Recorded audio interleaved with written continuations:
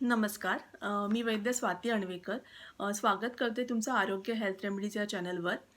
तर मागच्या व्हिडिओमध्ये आपण असं पाहिलं की उपवास कसा करायचा, त्याचप्रमाणे उपवासाचे जे काही सायंटिफिकली शरीरावर कोणकोणते परिणाम आणि फायदे आपल्याला दिसून येतात हे आपण जाणून घेतलं. तर आजच्या या व्हिडिओमध्ये आपण आहार कसा घ्यावा, आहारातील पोषक मूल्य आणि आहारामध्ये कोणकोणते पोषक घटक असतात यासंबंधीची माहिती आपण सलग काही व्हिडिओजमधून पाहणार आहोत. तर आजचा हा व्हिडिओ खास करून मी गृहिणींसाठी बनवला आहे. कारण माझ्या असं लक्षात आलं, की योग्य पोषक आहार कसा असावा हे बऱ्याचशा गृहिणींना किंवा बऱ्याचशा लोकांना माहितीच नाहीये. त्यामुळे मी असा विचार केला, की या व्हिडिओमधून आयुर्वेदानुसार आहार कसा घ्यावा, आहारामध्ये काय-काय पोषण मूल्य असतात याचा थोडक्यात आढावा मी तुम्हाला आजच्या या व्हिडिओमधून देणार आहे. आपण सगळेच असं म्हणत असतो, की आहार पोषक असावा, न्यूट्रिशियस फूड असावं. पण खरोखरच आपण असा आहार हा घेतो का? याचा विचार आपण कधी केलाच नाहीये. तर आपण आता एक साधा उदाहरण आपण बघूया, की सर्वसामान्य वर्गीय कुटुंबियांमध्ये किंवा एखादी अ, व्यक्तीचा आहार कसा असतो? तर सुरुवात सकाळी ब्रेकफास्टपासून होते. तर ब्रेकफास्टमध्ये आपण काय घेतो, की शिरा, उपमा, पोहे, साखरेचा चहा किंवा मग डोसे, चपाती, भाजी असं काहीतरी ब्रेकफास्टमध्ये असतं आपलं. नंतर येते पाळी दुपारच्या वेळ येते मिड डे मीलची, स्नॅक्स. मग ह्या स्नॅक्समध्ये आपण काय खातो? तर परत आपण एखादं सँडविच किंवा मग पॅटीस किंवा बटाटा वडा, समोसा असं काहीतरी मधल्या स्नॅक्समध्ये आपण खातो. त्यानंतर आपण दुपारी जेवतो. बऱ्याच जणांच्या घरामध्ये भात, पोळी, भाजी, एखादी आमटी वगैरे किंवा कोशिंबीर ह्या सगळ्या गोष्टी असतात जेवणामध्ये दुपारच्या. नंतर संध्याकाळचा चहा. संध्याकाळच्या चहाबरोबर सामान्यपणे काय खाल्लं जातं? एखादा नाश्त्याचाच पदार्थ खाल्ला जातो. त्याबरोबर साखरेचा चहा घेतला जातो किंवा मग चहासोबत बिस्किट किंवा टोस्ट, खारी असं काहीतरी संध्याकाळच्या चहाबरोबर आपण खातो. नंतर येते पाळी रात्रीच्या जेवणाची. तर रात्रीच्या जेवणामध्ये पण परत तेच सगळं आपण खातो किंवा चपाती भाजी किंवा मग अ, अ, कोणी पिझ्झा बनवून खातात किंवा मग आमटी भात, उसळ, असे पदार्थ खाल्ले जातात रात्रीच्या जेवणामध्ये किंवा रात्री पण पूर्ण जेवण लोकं घेतात.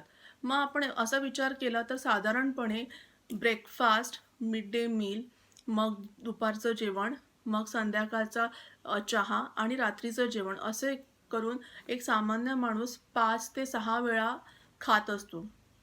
तर आपण कधी हा विचार केला आहे का, की हे एवढं खाणं आणि असं खाणं खरोखरच आपण त्याला पोषक म्हणू शकतो का? तर मला असं वाटतं, की माझ्या दृष्टीने तरी हे एवढं खाणं आणि असं खाणं संयुक्तिक नाही आहे.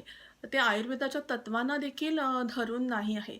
कारण ह्याच्यामध्ये आपल्याला पूर्ण पोषक घटक मिळतच नाहीत किंवा काही लोक असेही आहेत, जे म्हणतात, "मी काहीच खात नाही. सकाळचा चहा घेऊन मी निघतो. दुपारी काय घरातून डब्यामध्ये जी काही पोळी भाजी दिलेली असते ती खातो. संध्याकाळी चहा बिस्किट घेतो आणि रात्रीचं जेवतो." हं. हा असा प्रकार बऱ्याच लोकांमध्ये चालू आहे आणि त्याचंच एक मुख्य कारण आहे, की सध्या आपल्या देशामध्ये ओबेसिटीचं प्रमाण वाढलेलं आहे. कारण बरेचसे मध्यमवर्गीय सुखवस्तू कुटुंबातील लोकं हे सिडेंटरी लाईफस्टाईल जगत असतात. म्हणजे आपण कष्टाची कामं करत नाही. आता एखादी गृहिणी म्हणत असेल, "मी घरात उभं राहून जेवण करते किंवा मी कामवाली लावली नाहीये. मी सगळं धुणी-भांडी करते, किंवा लादी पुसते, हे करते, सगळं मी करते, तरी माझं वजन कसं कमी होत नाही?" अ, तुम्ही काम करताय तेवढं पण तेवढ्या कॅलरीज पण तुम्ही कन्झ्युम करताय, तेवढा आहार पण तुमचा तेवढा अ, पोषक नाहीये किंवा अनवॉन्टेड कॅलरीज काही गोष्टींमधून आपण सेवन करतो. त्यामुळे सध्या ओबेसिटीचं प्रमाण वाढलेलं आहे. अ, तर आता आपण हे बघूया, की आयुर्वेदाच्या दृष्टीने आहार किती वेळा घेतला पाहिजे, हे आधी आपण समजून घेऊया. तर आयुर्वेद काय सांगतं बघा, नीट लक्ष द्या. आयुर्वेद सांगतं, की जेवण हे दिवसातून 2 वेळा घेतलं गेलं पाहिजे. म्हणजे सकाळी आणि रात्री.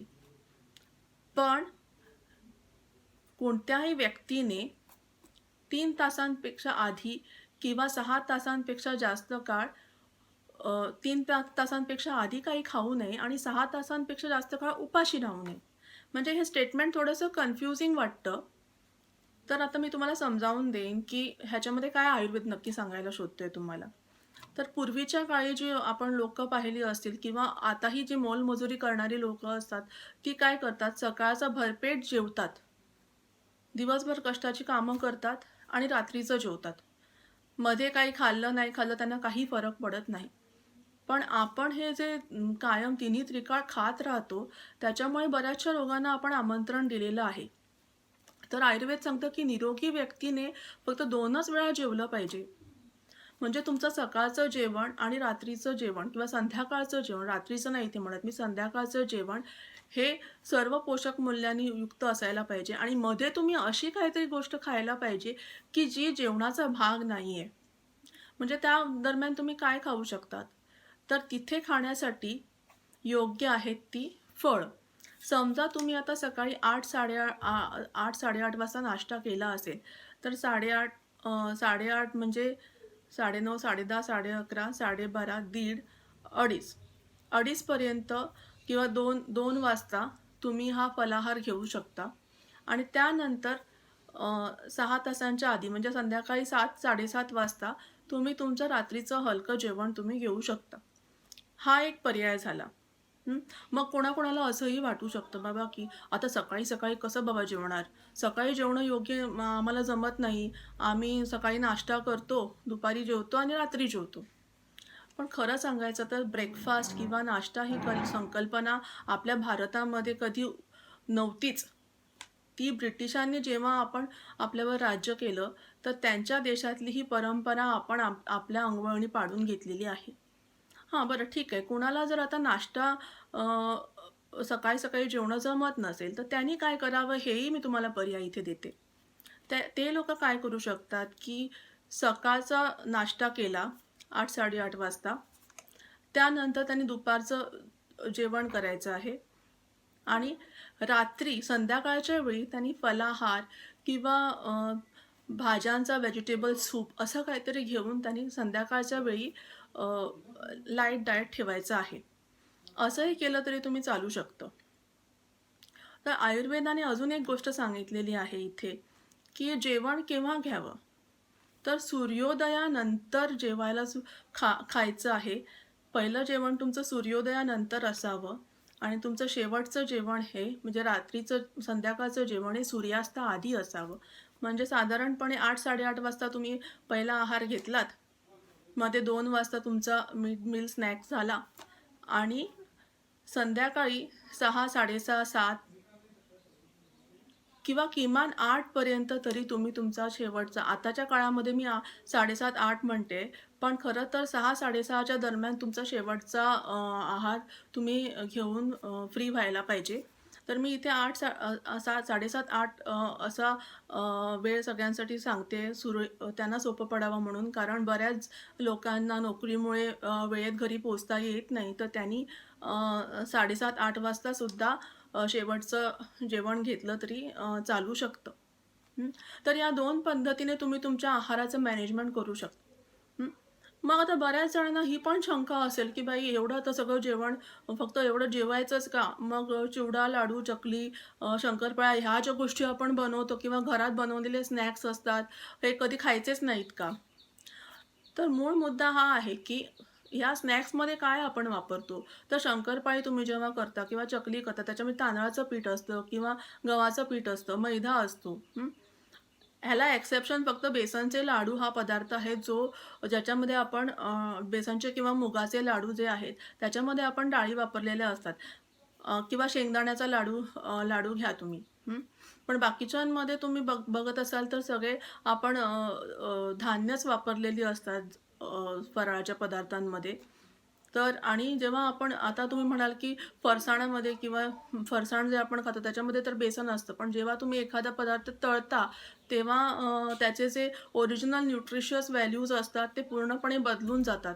त्याच्यामुळे तुम्ही असं समजू नका, की तुम्ही तळलेला फरसाण बेसनचं बनवलेलं खाताय तर that is a source of protein म्हणून. तर तसं होत नाही ते. हं. तर हे जे फराळाचे पदार्थ आहेत ते तुम्ही तुमच्या 2 जेवणांमध्येच इन्कॉर्पोरेट करू शकता. म्हणजे जेव्हा तुम्हाला वाटेल, की तुम्हाला लाडू खायचा आहे किंवा चकली खायची आहे किंवा चिवडा घ्यायचा आहे, तर तुम्ही भात किंवा पोळी थोडी कमी करा आणि तो जिन्नस तुम्ही ॲड करू शकता कधीही तुमच्या वाटेल तेव्हा तुमच्या जेवणामध्ये. बरं असा नियम कुठेच नाही आहे, की साग्र संगीत तेच जेवण तुम्हाला जेवायला पाहिजे. तुम्ही मॉडिफिकेशन पण करू शकता. तुमच्या आवडीचे लज्जतदार पदार्थ तुम्ही कधी-कधी बनवून खाऊ शकता. त्याला आयुर्वेद बंधन घालतच नाही आहे. म्हणजे कधी तुम्हाला असं वाटलं, की बाबा पुलाव बनवून खावा किंवा मग काही असं पराठा बनवून खावा, तर त्याच्यासोबत अ, अ, त्या प्रकारचे सिंगल मील पण तुम्ही करून घेऊ शकता. हं. साधारणपणे जेवणामध्ये अ, सर्व पोषक मूल्य येण्यासाठी तुमच्या जेवणामध्ये भात किंवा पोळी असावी, त्याबरोबर भाजी असायला पाहिजे. त्याचप्रमाणे कोश अ, अ, कोशिंबीर असायला पाहिजे. लोणचं पापडही चालेल. हं. जे लोकं मांसाहार करतात त्यांनी अंडी, मासे, क्वचित कधीतरी चिकन वगैरे असं घेतलं तरीही चालू शकतं आणि बाकीच्यांनी प्रोटीनचा सोर्स म्हणून कडधान्याच्या उसळी किंवा मग डाळ वगैरे ह्याचा वापर तुम्ही करू शकता. तसंच ज्यांना दूध घेतल्याशिवाय राहवत नाही त्यांनी एखाद्या मीलमध्ये किंवा मध्ये कधीतरी दूधही घेतलं तरी चालू शकेल. हं. त्याचप्रमाणे फळांचा वापर तुम्ही करायला पाहिजे तुमच्या आहारामध्ये. तर हे सगळे जिन्नस तुम्ही इन्कॉर्पोरेट केले तुमच्या डायटमध्ये वाटून, विभागून तर तो एक न्यूट्रिशियस मील होऊ शकेल. तर आता जे मी तुम्हाला सांगितले आहे, की सूर्योदयानंतर आणि सूर्यास्तानंतरच का जेवलं सूर्योदयानंतर आणि सूर्यास्ताआधी का खायला पाहिजे? तर सूर्योदयानंतर अग्नी प्रज्वलित आपला जो पाचकाग्नी आहे तो प्रज्वलित व्हायला सुरुवात होते आणि जसा दिवस मावळतीला येतो, तसा आपला हा पाचकाग्नी क्षीण होत जातो, म्हणजे तो वीक होत जातो. त्याच्यामुळे सकाळच्या वेळी दुपारपर्यंत आपली पचनशक्ती चांगली असते, पण त्याच्यानंतर हळू आपला पाचकाग्नी मंद होत जातो. त्याच्यामुळे रात्रीचा आहार किंवा संध्याकाळी आपण जे खातो ते हलकं असायला पाहिजे. सकाळी आपला जेवण हेवी असलं तरी चालून जातं. तर ह्या सगळ्या गोष्टी आपण जेवण बनवताना किंवा खाताना ध्यानात ठेवायला पाहिजेत. त्याचप्रमाणे पुढचा जो माझा व्हिडिओ आहे त्याच्यामध्ये मी आहाराचे जे पोषक मूल्य आहेत म्हणजे आपण कार्बोहायड्रेट्स, प्रोटीन्स, फॅट्स, विटामिन्स आणि मिनरल्स याबद्दल तुम्हाला सविस्तर माहिती सांगणार आहे. म्हणजे त्याचा उपयोग शरीरावर कसा होतो आणि ते कोणकोणत्या खाद्यपदार्थांमधून तुम्हाला हे मिळू शकतात, हे आपण पुढच्या व्हिडिओमध्ये पाहूयात. तर आतापर्यंतची माहिती मी अपेक्षा करते, की आतापर्यंतची दिलेली माहिती तुम्हाला नक्कीच आवडली असेल. तुम्हाला हा व्हिडिओ आजचा आवडला असेल, तर माझा चॅनल सबस्क्राईब करा, व्हिडिओ लाईक करा, शेअर करा, कमेंट करा. तोपर्यंत आता पुरता मी तुमचा निरोप घेते. तुमची व तुमच्या कुटुंबियांची काळजी घ्या. धन्यवाद.